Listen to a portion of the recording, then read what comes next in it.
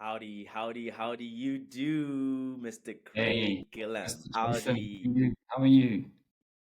I'm I'm at 80%, brother. Yeah. I'm at Well, 80%. 80% is better than 20%, man. I love throwing not obnoxious, but it's just these interesting replies to someone like you because you're a smart guy, you're very smart. So someone could have been thrown off and be like, what does 80% mean? But you actually are so encouraging. You constantly always making people feel heard, and in a way it's this got you've got this like welcoming challengingness about you. So that was very intentional. I was just like, let Yeah. me try Well, something listen, with I Craig. mean, we've been on too many talks now, and we like to have some fun, don't we? So that's a good thing. That's true. Craig, thank you so much for joining me on my second restart of Professional Pillar Talk. um Nice one. this is a platform that we're gonna get naked fast, right? And Okay. if you allow me, I just want to peel one or two things Uh, off well, as we go, but I won't go you know too me. fast. I'm gonna ask you some questions. Yeah, no, Craig, I'd love to start with, where do you remember when we first met? Which gives a bit of color to our relationship. Like, do you remember where we first met? So I reached out, saw that you were in London town, and Hmm. we hooked up in London, and had a fantastic get together first evening. Tried to put the world to rights. Discussed True. coaching, Yes. and yeah, it was fantastic. And was I think we were so excited by the first meeting, we had to meet again the next week. So yeah, Yes, haven't we did a forgotten. round two. Yeah, So true, true. That is true, Greg. And what I remember is, of course, you were you're a client of ours at FTC. So the relationship, from my perspective, when you reached out, I was like, oh wow, okay, a client wants to meet. Of course, yes, you need to meet a client. Like, and you do the client yeah, protocol, yeah, yeah. right? You come and meet, and you wine and dine. But it was actually so much more than that. I feel like I met an old friend, and I don't say that lightly because it gelled so well. I didn't feel when we sat down that I was like, wait, this is somebody who's paying a healthy retainer to us, because you are. Thank you, Craig. Um, it was somebody I could just converse with. We got open. We actually did get naked with on a few topics, and Yeah. that's what I remember from our first interaction. But I do a little bit of digging, and I only know so much about you, and you come from a consulting background, right? Yes. Yeah. What was your experience like in consulting So, when you were? Yeah, go for it. not to, and you can pivot me where you need to. I started my career in South Africa with Anderson Consulting, Mm, and I think it's just been a 30-year journey of always wanting to do the best in. I suppose my niche is transforming organizations and transforming people. And I suppose you just start building that ethos of wanting to make a difference. hmm. The early years were very much deep rooted in tech, and all the new tech that we were taking advantage of. We were moving away from mainframe, and we were moving into client server, and we were getting very focused on the customer and the product. And you know what? The evolutions are almost like revolutions, right? But they're they're very repeatable. Um, and my biggest learning out of all of it is that the true value comes from the people, right? Giving them the capability, giving them the mindset to tackle these fresh challenges that come our way. I mean, I know some of what we want to talk today is about AI and how that's impacting people, but Hmm. I think it's the same through the ages, right? It's giving people the courage or the empowerment to experiment with technology, because I think you and I both know, whenever there's a boom in tech, there's not a shortage of jobs. So if you look at what's going on in AI, There should Yeah. be far more things opening for us to get excited about. But I'm the first to admit, yes, there are concerns about the ethics behind it, about people being invested in and upskilled in. So yeah, all these things are very relevant in how people are feeling. But I feel quite privileged to have been through a wave in my career where tech's always been at the heart of that change, but needing to understand how people can harness that to make the organization better, but also make their lives better. Yeah, and that's a great segue to chat about someone who is very close in your life. You've helped her along her life since she was born. Your young daughter, and I understand that she Yeah, just left the home. I did some digging.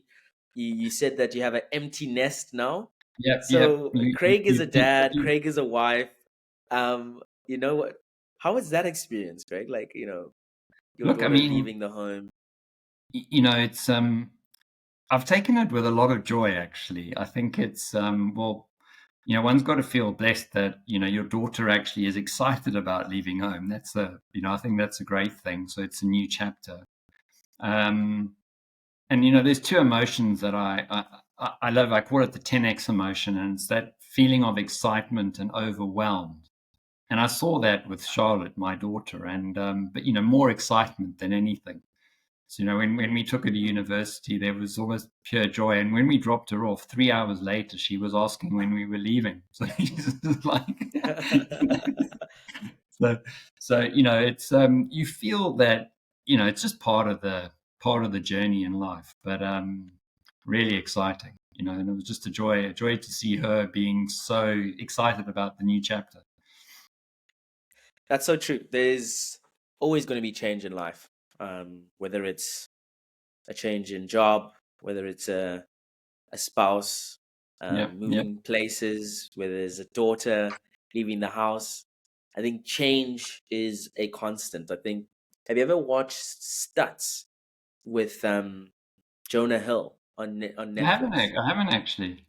It's a great, great film where Jonah Hill talks about his journey with his psychologist, Okay. and he talks about all his deepest darkest shadow.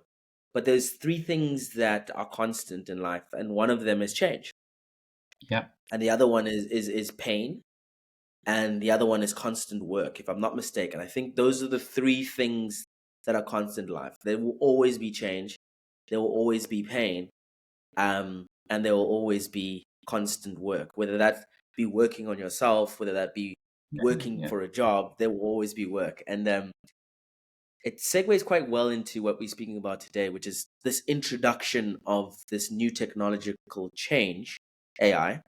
And I've got the three key words for me is workplace EQ, yeah, then there's psychological security, and how AI either, which I'm interested to know, enhances the workplace EQ, or maybe it actually doesn't, the opposite. And maybe also in terms of the psychological security, does it actually create or diminish security in the workplace? And before we dive into that, I want to ask Craig, what's your relationship with AI?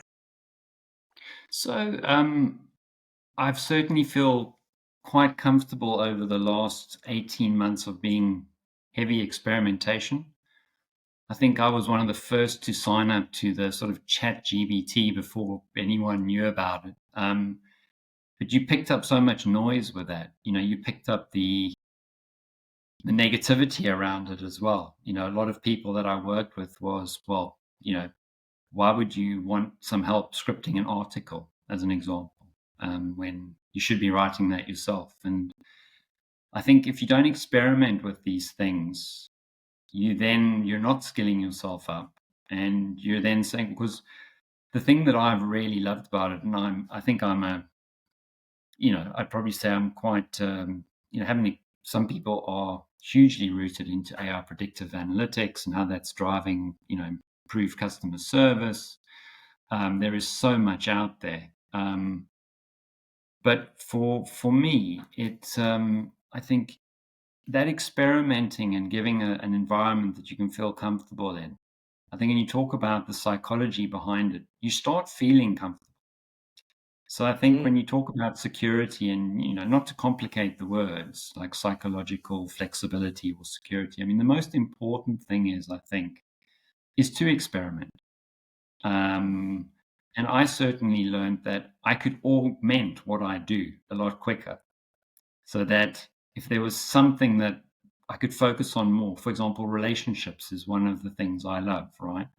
Um, mm, Having more time for relationships and building relationships is certainly something that AI has given me and the business. I've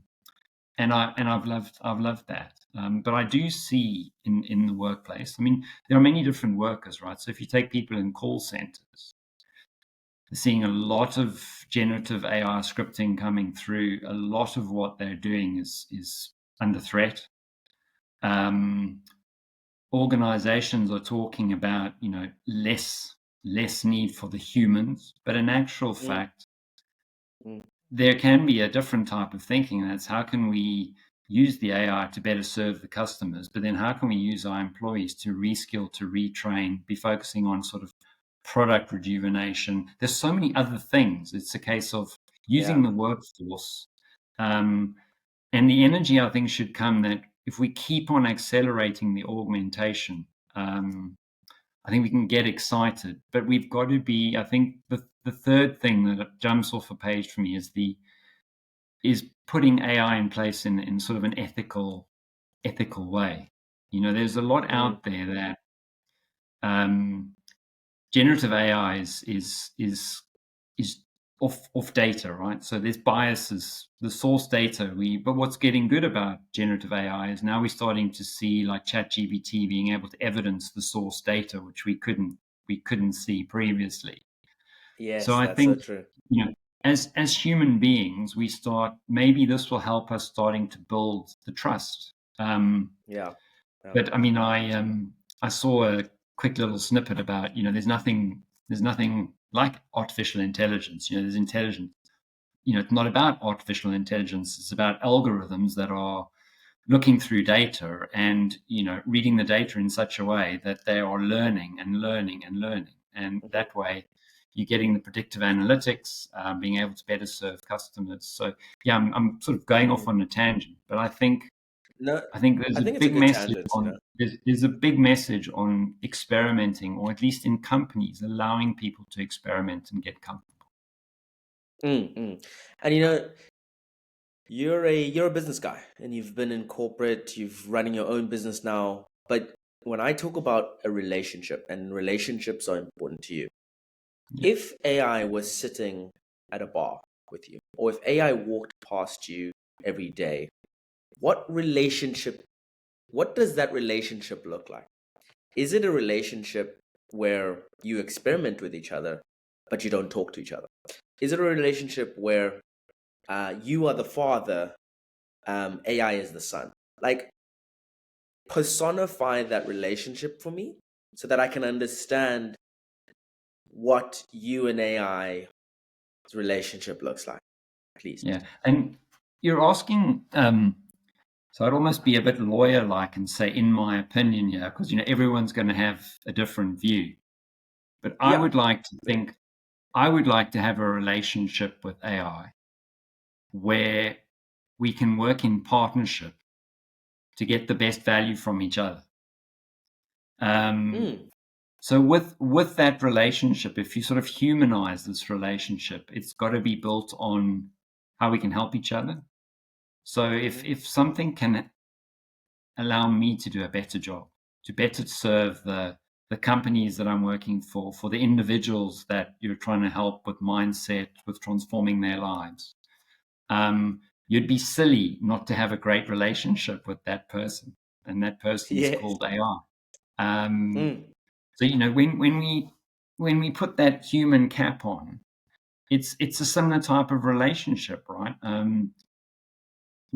We've now met face to face on numerous occasions, and you just feel completely uncomfortable. And I think it's the same with AI. We've got to I'm a bit of an AI influencer that I talk to quite regularly. I should introduce you is Kieran Gilmurray, and I Okay. did a podcast with him a few months ago, and he said, "Look, there is a lot of noise out there, but the one thing we have to do is we have to jump in. We cannot ignore." We cannot ignore this any longer. We didn't ignore the internet when the internet was born. And then everyone was saying, "Do you have internet banking experience?" And it's much like then everyone's on a PC, and then the next question is, "Do you have any digital experience?" And I don't know how you meant to answer that. Are you meant to answer, "No, I only have a piece of paper and a pen. I don't know what a computer looks like." But all these stages, they're very similar. It's accepting them, trusting them, and that only comes with experimenting and having a relationship. Yeah, no, I like that. A partnership relationship it's beautiful. It's a give and Yeah, take, if I understand correctly. It's it's evolving all the time because partnerships that are linear die yeah, actually yeah, because the more linear it is, it becomes boring, and the one will feel that the other's gaining more. So it's almost like a dice. It's like it's always got to keep doing a bit like this, but going yeah, forward yeah, and up, right? yeah, Because if it's doing a lot of this but not moving forward, then I think in a partnership we get bickering because it's like, yeah, wait, we've been going back and forth on this thing, but I feel like my bank account hasn't grown, my knowledge yeah. hasn't grown, my relationships hasn't grown. So I like that. Partnerships interesting. And I think why I asked that If, question is yeah. now, I was going to say, if I asked you a question, Mm, how's your relationship been with AI? Well, how did you start, and how's that made you feel over the period of time? mm. So my relationship started with AI from a distance. Yeah, I heard about this person, right? I yeah, learned so much about this person before meeting the person. I'd had already such a preconceived idea before yeah, even engaging. yeah, So that relationship started with preconceived ideas and yeah, more and than it needed to have. Those yeah, preconceived ideas were you're only going to be an assistant to me. That's it. yeah, Use yeah, AI as an assistant, right? It's a research tool, right? And then there was AI can only help you with tasks. It's task driven, right? yeah, So all these things were created this um, figure in my mind. And then I heard a podcast by Mo Gawat and Stephen where yeah, they talk yeah, about AI being a child, and it's never going. It needs me to teach it on how to live in my world, right? yeah, Because it's been introduced to my world, and I need to nurture it so that it becomes a good citizen of my world, right? yeah, And right now, I would say that's where I'm at with AI. It has the potential to be my partner, but right yeah, now it's something that I nurture to understand my world, become valuable to my world. In exchange, I will be valuable to its participation. But for me, I see AI as almost like a becoming an adolescent at this time in my world, and we're yeah, actually now competing a little bit. Like yeah, on the rugby field, like, oh, I can see you've got a bit of speed there yeah. now, but Yeah. I've still got you, right? I They're can just see you can catch the they're ball. not tackling you yet, though. They're not tackling you They're yet. not they're not tackling me yet, but I've always had respect for AI, but I've got this new respect because of its evolution and its growth to what I like, and I value growth. I value change, and it's that's where that's my relationship now right now with AI. Yeah, yeah. And look, I know you haven't asked us, but we mustn't forget that as people, we resist change naturally, and Mm, that's so this is less to do with AI. It's more to do with human nature, right? true. And it's more to do with that. Our instinct is, it's just like Lewis Howes. I really enjoy him. He talks about three fears. Often It's the fear of failure, the fear of success, believe it or not. I mean, it can be an inhibitor, and Probably the the fear of fear judgment. of death. Oh, You know, judgment. Yeah. fear of judgment. And strangely enough, judgment is the biggest thing, which is like, what will people think? What will people think of, And I think this is often what's holding us back. But I think it's a positive message that organizations and people experimenting in all walks of life, but with AI and its emergence now, because it's not new anymore and it's evolving at such a rate. The thing that's improving is the data. Right? People Mm. always forget that, and we're now coming up with there are gender biases in our data. So all of a sudden, AI is behaving in a way that it's taking us backwards and becoming a little bit sexist. There's all these things, but then you realize, like you said, it was a great sort of analogy of being a baby, AI being a baby, and Mm. you've got to help it with the information that it's processing so that it's actually not having the biases. And it's also, there's a lot of IP out there that's being threatened because it's just harvesting and it doesn't know whether that data is actually got any intellectual property rights, etc., and it's just throwing it out there. Yeah. So yeah, there is a whole world out there that we need to bring into the context. But I keep going. I loved what Kieran Gilmurray said, and it's like, just get in with your boots and all. We just got to get in, got to muck in now. Mm. Yeah, and I think some companies are getting in, and some Yeah, companies aren't. And you make a very cool um, mention that the data sets are getting a lot more enriched, and it's learning better data sets. yeah, yeah, Those data sets are need to be fed, right? And there's only so much processing power these tools can get to create the different models. But right now, AI is meant to be an enabler. And if we're in the workplace, from what you've seen, from your experience, and I would love to know some examples.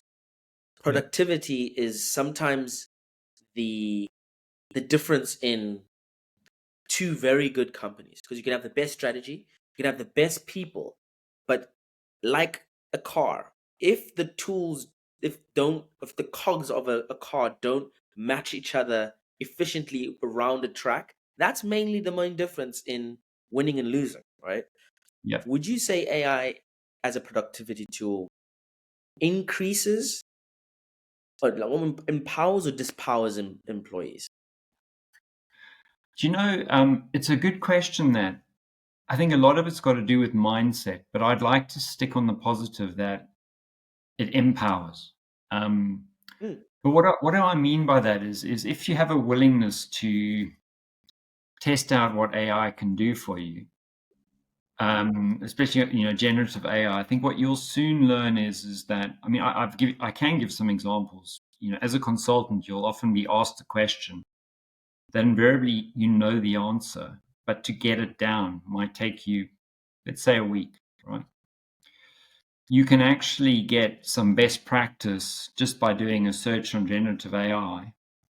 It'll give you something in a minute. It's 5 seconds, right? Hmm. But in actual fact, then you've got to use your talent and your experience to assimilate that and to probably really delve into the data and how it's making those assumptions. So it's testing out the truth. But what you can come to is what I would say is a proposal or a suggestion on how to tackle something I'm just going to, in 2 days rather than 5. Mm. And I suppose there's been some great studies. I think everyone quotes the BCG study, right? Which they put a team on a client, and literally they saw 40% upliftment in productivity against what their normal benchmarks were. What was Um, that test? Like, what did they do differently? do differently. So I think what they had at their disposal was the ability to harvest data sets that otherwise were just not at there. It was all Most consultancy firms will always lean on their best practice. Where have we done this before? So to be fair, I grew up in Anderson, that became Accenture. they had a knowledge exchange, which you could argue was, the infancy of AI, because we just used to go into this knowledge exchange to try find out where we had done it before. Now we get data that's harvesting almost sets around the world, and it's coming back with not just facts, it's actually coming back with insight. And you can generate that to help you. If you're shaping a strategy for a business, you'll often look Mm. at brand, vision, strategy, how you might execute. You can get ahead of the game, but then I would always say, do not ignore then getting in the human aspect to really tackle that, take it apart, put it back together. And 9 times out of 10, you've probably saved yourself half the time. But you've given your Mm. time to focus on other things that can make it an even better experience for an individual, for an organization. So we the augmentation, I think, is powerful. It's Mm. we have a partner here that can help us be our best selves. Yes. Um, what we must be careful of, though, is when the expectation becomes that we need to perform at twice the pace we used to. I think that's what we need to be careful of. I don't think Oh, that is that, interesting. that's a whole different discussion that we probably That is we should, that, we should that is probably a avoid. whole different. Yeah, I think if we can actually grab this and go, this can help me do a better job. And I love talking about having freedom of time. If you've got time on your hands to think, I think that's a really powerful thing as a human being. So I think that for me is one of the great advantages of generative AI and where we are going with just using data in a far more valuable way. But we've got to realize how to use data, ethically, and there is a lot being placed on that now. So I think that's the important aspect that we're going to have to watch very carefully in industry over the next 2 to 3 years. I love the fact that you say time to think, because you always have time. Like, it's a decision to what you do with that time, because the fact that yes, you need to keep the lights on, you need to eat, Yeah, those are decisions that are more inclined for you to force you to do them, but you don't have to. You have autonomy, right? But the more now time you have, perceived free time, you should put it to thinking, because I think there's a craving to do more and think less, right? Or yeah, there's this just general idea that the hustle mentality. I need to be doing more, and by doing more, I can create more free time to do nothing, right? Because we yeah, all want to sip pina yeah, coladas at the beach. yeah, But I love what you said, because it's actually I should do the right thing to create more time to think that will give me a sweeter piece of time to do particularly nothing, right? yeah, Um, and I think that's so well put, because I think of Einstein, and he was a thinker, apparently. I haven't met him, but whatever they say about him, he was a thinker. So, you'd have to get and in your like, time machine. You'd have to get in your time I'd, machine. I'd have to get in my time machine. But the little that I've seen across the internet, and like other key people who speak about him, they say he used to create a habit of putting himself into a certain frame of mind to think, like a task. Like, how creatives know that they need to get into a certain mindset to um, create. Yeah, Sportsmen know that they need to get into the gym to build. Thinking was a asset for him. And one yeah, of the craziest thing I also heard is procrastination was one of them too. And he used to actually put like a spoon in his mouth and drift off into like boredom. And the moment he like actually fell into sleep, it was actually the difference in when a good idea yeah, yeah, and the solution was found. I'm like, because like when you go shower or when you're just about to nap, there's that one good idea, but you wake up and you're like, what? Oh, I had the solution. I wish I wrote it yeah, down. Yeah. He actually No, put a I mean, screen or some. yeah, I love walk. I go walking, just to Mm, every time I go for a walk, I'm almost running back because the ideas are streaming in, and I just so it yes. is. It's. But I do think we are going to be challenged though in a way that we can think differently, right? Um, Mm, we can, those mundane tasks now potentially could be taken away, but there's also intelligent tasks that we can be augmented with and supporting. Um, mm, so a lot more creative energy can be used.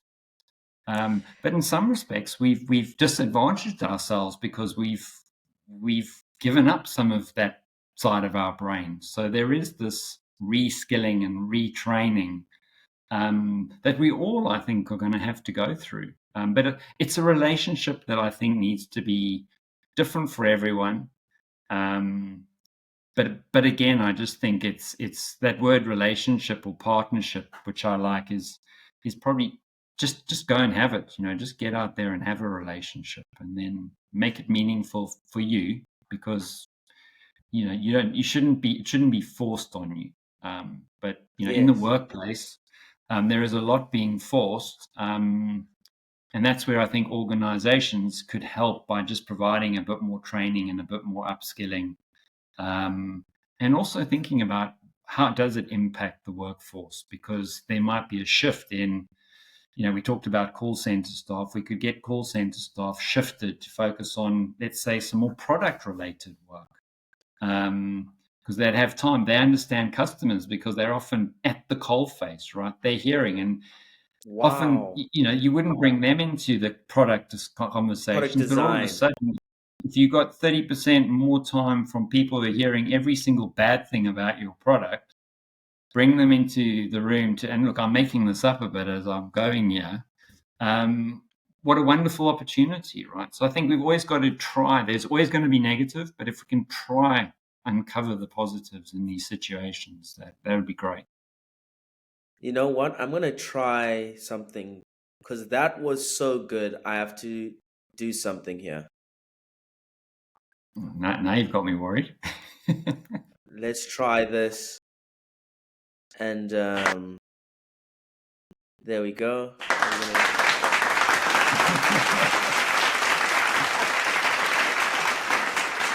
I had to try that. It's one of your new Craig. tricks. You've never done that before. Craig, that's so interesting, right? And interesting is a crutch word. My partner always says, Jason, whenever you say interesting, you actually make me feel like you're not listening because you're not using your Yeah, words. So yeah, what it actually made me feel is it was creative. It's creative in terms of execution, time, resource allocation, but with that comes effectiveness and dependency, yeah, right? yeah, You could increase the uptake of your team to be more effective, but they now might have a dependency on the introduction of AI, yeah, right? yeah, How does that mitigate? How do you mitigate that? Like, I'm now a creative, and I know that I need to interview Craig, ask him the right questions, put it into ChatGPT, and I'll be able to create a logo. Now I might yeah, there's nuances in there that create beautiful design, which is the nuances of like context, the nuances of like human touch, behavior, smell, taste. yeah, But AI doesn't have that. So I can go through asking the right questions, putting it in ChatGPT. ChatGPT, I read it, then put it back into Mid Journey. Here's your logo. Boom. And yeah. that's how I produce logos. Efficient, but I think slightly dependent. Yeah. And there's no right answer here, right? Because there's always going to be the danger that we do become over reliant. That's human nature. Um, but I think there is an element of, we talked about having more time. So something I read recently, there's a lot of development being automated through generative AI. Right? All of a sudden, should we worry about there is a need for less developers? In actual fact, there's never been such demand for engineers. In actual fact, they've now got more time to make sure that the code quality is significantly better than it ever has. Areas that are of huge concern is around security and cybersecurity. So now if we use these technologies correctly, we can actually focus on the areas that have opened up and become really concerning. And we can even get AI, like that analogy of the baby, and help them with how we solve cybersecurity. But in actual fact, we should keep on seeking how we can complement what we're getting. Because I think you mustn't forget the data that we're getting these algorithms to generate feedback to us is data that we've created in the first place. It's come, it's been harvested by us as human beings. So what does that mean? So the fact that it's data that humans have created, but AI is condensed, let's say making it more accessible for us to dissect or in some way translate for us to experiment on. What does Yeah. that mean? Like, what does that mean? Why should I know that? Why should that bring me comfort? I think it should. I mean, it's much. I've worked with a lot of lawyers in my time for my sins. I love lawyers actually, but the best phrase that I've learned from lawyers actually is in my opinion. So it's like if you're looking for a straight answer, the answer that you get is in my opinion. Now the reason why that's used is there's normally 5 cases that they're looking at to try give you an answer, and all of those cases have been somewhat similar, somewhat different. So let's say to give a new judgment, let's say they might say, well, in my opinion, if I look at what happened in case 1 and case 3, I think that's the closest. I'm therefore making my decision based on that. Another lawyer might say something completely different. I think we're going to find the same. So I think we've got to take until we get really good at understanding the sources of data. And this has been a huge challenge, right? Around we're getting everything fed back and go, where does that data come from? And no one really knows. Now we're starting to see the sources become available. So Mm, there is a little bit of validating. It's a funny thing to say, validating our own homework. If ChatGPT is producing some of our homework, it's saying it's getting us there 100 times faster. At least make it 80 times faster by spending that extra 10%, just making sure it's accurate or reflective of, so you can say, in my opinion, I've got confidence in that. So that scrutiny, mm, I think, is important. Um, mm. am I making No, sense, by the way? no, you make a lot of sense because you made an interesting comment that let's not forget that it's data we produce. And I've never heard like I knew that, but Yeah, that's true. Like AI may recreate data, true, because once AI starts talking to AI, given the fact that it was a human data point, if I'm not correct, it is creating a new data point, right? Or yeah, unless it's not, what I'm understanding then is it's a data point that has been put into AI and it's then amalgamated with other data points. It's spat out some truth. Another AI model has, of course, been. I don't think actually then it wouldn't create a new data point. It would be just an amalgamation of two AI points yeah. talking and created an amalgamation of human data. So where does that happen? Because you made such a clear point where don't forget AI is written or AI is reading human data. That's true because then it's Yeah. like why are we scared? Why are we so scared of it? Like why? Yeah, yeah. Look, I think there's something we haven't touched on, and I think this is really powerful, and we have to be skeptical a little bit. And that's just ongoing artificial learning, right?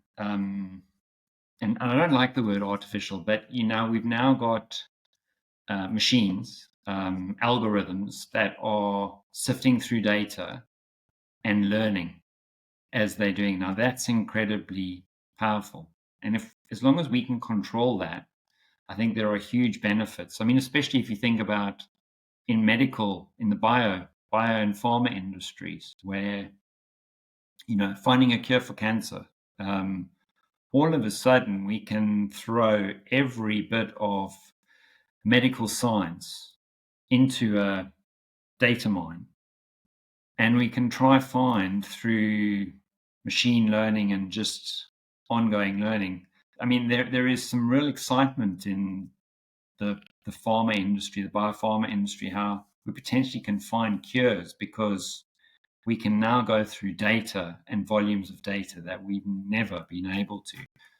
So Mm, it's and then the human element will always come back in, right? To test that, to validate it, mm, and continuously look how can we keep improving. And it's I just someone said to me, and I said this earlier. I love the fact they said, "Well, when has tech ever created less jobs?" And look, shoot me for saying it, but I just think there's going to be more jobs than we can handle because mm, of AI, not the other way around. But there's always got to be that skepticism to start.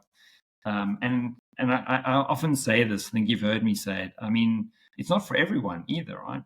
If someone wants mm. to write a book from start to finish, um, and they love to do it just by writing on paper, and then they'll get someone to type it up.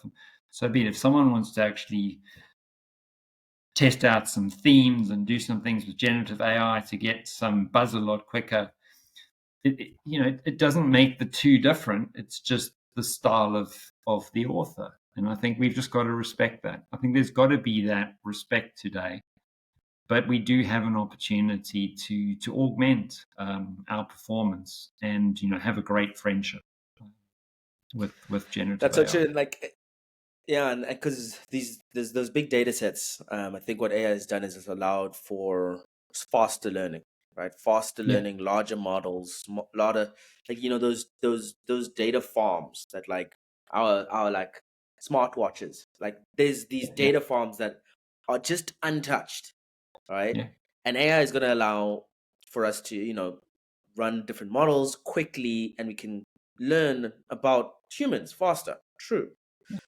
yeah, But then what makes, and then this is an interesting one, and let's cycle back to the workplace, because I think we've cycled like yeah, yeah, somewhere down into the ether. Let's cycle back into the workplace. Like human qualities are very interesting. Like what makes for a human quality? So what are the difficult AI human qualities that can be replicated or replaced, especially in the workplace, right?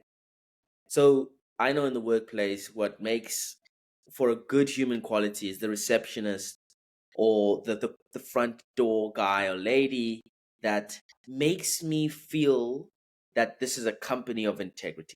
That like I don't think I think it's like, oh wow, a company that makes me feel at home. That's wrong. Like yeah, because many people's homes are like so different. Maybe your home is like, if maybe you were having a bad time at home because you're going through a divorce. I went to an office that made me feel at home. You don't want to feel at home. So I think yeah, that there's a key word there where it's like they made me feel probably this place is trustworthy. yeah, Made me feel that this place has people of integrity. Those are elements of a good home, right? So yeah. w- the human skill to be human. Where is AI replicating or replacing in the workplace? Um, Look, I think one of the things it's doing is it's empowering people. If you're willing to embrace it, um, and that's a great feeling to be having, right? Empowerment, because I think it's the seed of innovation. When you feel Mm, empowered, you feel inclined to innovate. You feel inclined to want to surround yourself with groups of people thinking in a similar way. And when we get to the psychology of us as humans, when we are in that positive mindset, it's just going to be a more productive day, right? A more productive month, a more productive year. Um, but there is quite a lot of power from AI coming with predictive analytics, right? Which can actually help us. So this is where it can help, where it can actually help us better serve customers. It can help us. You talked about, what makes you feel good about coming into an office. I mean, AI can look at the demographic of the average people coming into the office during a day, and give you some sense as to how you might want to meet and greet them. I mean, there's, I haven't been into any places doing this yet, but the technology's there. That can help us. And again, it gives us, I just think we've got something that can help us with our own relationships, with other human beings. We can actually get better at relationships. We can use this to get better with people ourselves. That's so true. And I only say it's true because I have seen that empowerment of AI, because I have a relationship with this guy called Garth. And we partner with each other because I think he does good work. But he's shown me how his smarts that he puts into ChatGPT spits out a lot of what he produces. But our relationship is so stuck because of the production of what he um produces, right? Like what he Yeah, yeah, produces makes me feel inspired to like want to work with him more, right? So yeah, that empowerment that he has empowered him to have a or has granted him the opportunity to have a better relationship with me, which is interesting, right? It's I've never really thought of it in that way, because my thinking is like the workplace psychological security is like one of the most important things to have a healthy workforce, right? Because like I've read about it, and of course I've worked for myself. I've worked in teams, and I'm working in a larger team. I've never thought about my psychological security, mainly because maybe I think that I have it on lock. But when I yeah, think about what that means, is it's the ability for me to self actualize because the tasks I'm doing make me feel like a professional, right? yeah. I don't think, if I'm like, please correct me, like psychological Absolutely, security and, around the and, and workplace. it's also shifting your thinking to be positive, and the emotions too. Because if you get those two nicely balanced, you're going to drive results that you actually probably after. Often people call them goals or habits you're trying to focus on. Um, but I love to think about psychological flexibility, right? Or even like what we call emotional agility, which is, um, you know, you can pivot if you need to. Do you know what I mean? You don't get so set in your ways of thinking. You can actually adjust because you know that adjustment will create a positive outcome. And I think these are the type of things that we are going to have to adjust and be comfortable adjusting with the likes of AI, because we'll see benefit that we otherwise didn't anticipate a week before. But it might actually make you feel uncomfortable. So there is the emotional side that's actually is quite complicated. But I think if we work in an environment where you're given a little bit of freedom to experiment, you're also, there is some investment in upskilling, in reskilling even. Um, all of a sudden you can start brokering an environment where you're feeling a bit safer. You can experiment, be more innovative, and it does, to the point. We get back to that word. You can create, an empowered workforce. Again, through technology. But we always got to remember, right? I use the expression, if you put technology in front of the customer, or you talk about the tail wagging the dog. I think it's always important to understand there's a human, there's a customer, and as long as we are putting that in front and ensuring how the tech can enable that to either be a better relationship, a higher performing person, organization, I think we'd be doing the right things.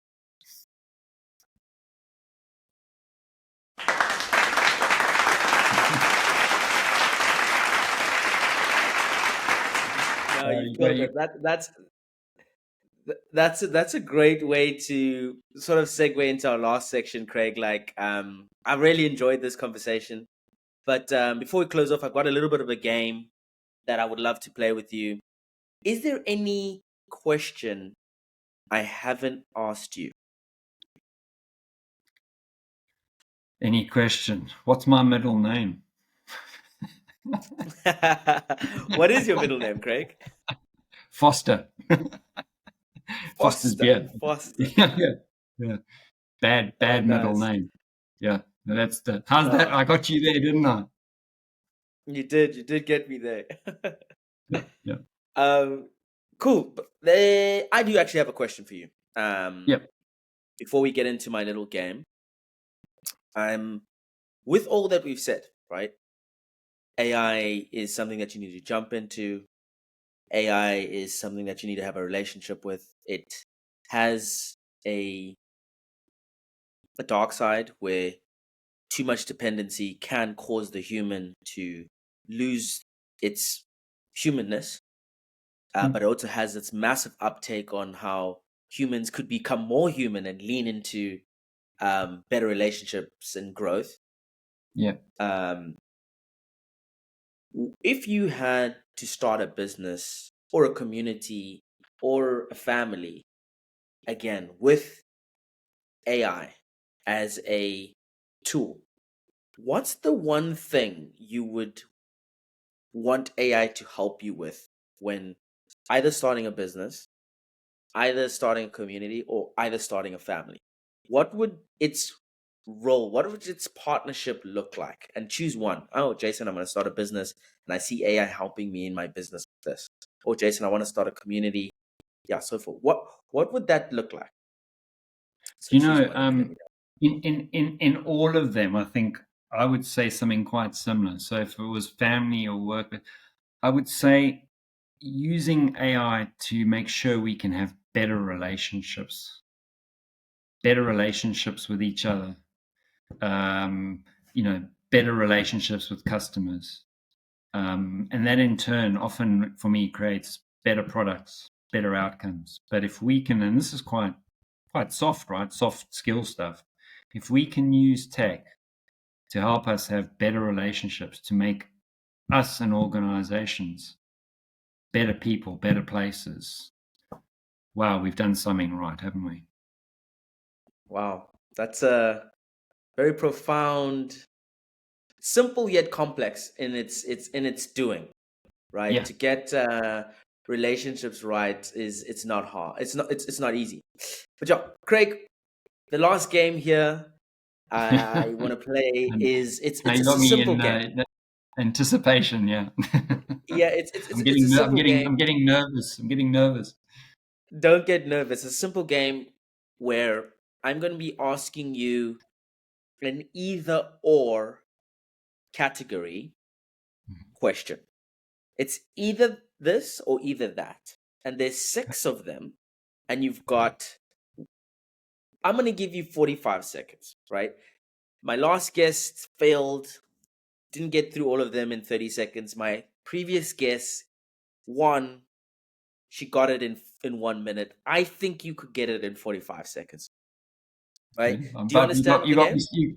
You've got me so intrigued. I've got no idea what's coming my way. Are you ready? You've got 45 seconds. I'm gonna put this on. And you've got 45 seconds, Craig. You've just got to go, and it's simple. It's either this or either that. Let me know when you're ready. Are you ready, Craig? Ready? Yeah, I've got you. I'm ready. Okay, three, two, one, go. Food, sweet or savory? Savory. Travel, beach vacation or mountain vacation? Mountain vacation. Relationship, spontaneous date or planned getaway? Spontaneous. Fitness, morning workout or evening run? Evening run.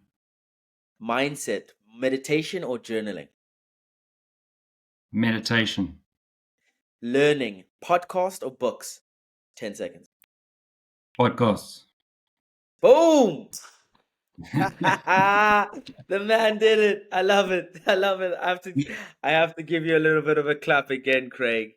That was Oh, no. good. You actually could have done it in 30 seconds. You are class. That is proper. Craig, thanks so much. And as we close off, we'd love to know where we could find you. What's your journey looking like in terms of 10x? And yeah, maybe just a closing words. Yeah, so listen, can reach out. Got my personal brand website, craiggillham.com. Trying to do good by people, just being useful with Think Different as building a community.